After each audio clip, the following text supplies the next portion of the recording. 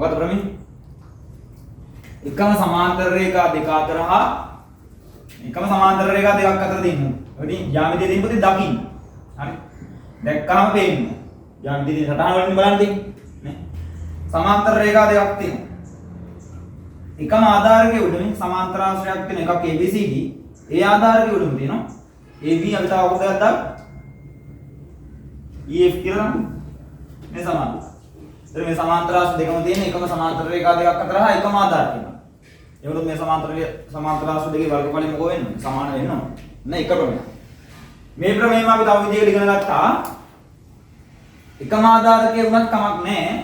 මේ ආධාරකයේ සමාන වුණත් කමක් නැහැ. හරි. එන්න මෙහෙම.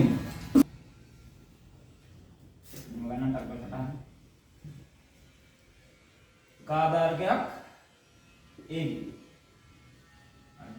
ඒක සමාන්තර ආශ්‍රයයක් තියෙනවා මෙහෙම.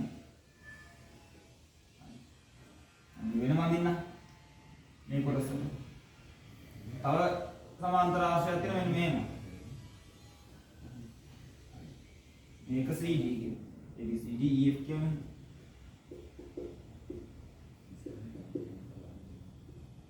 හරි. ඒතකොට මේ දෙක සමාන්තරයි.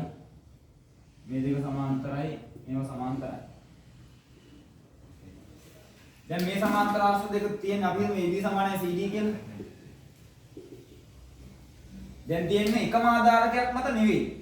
වෙන සමාන්තර ආශ්‍රය.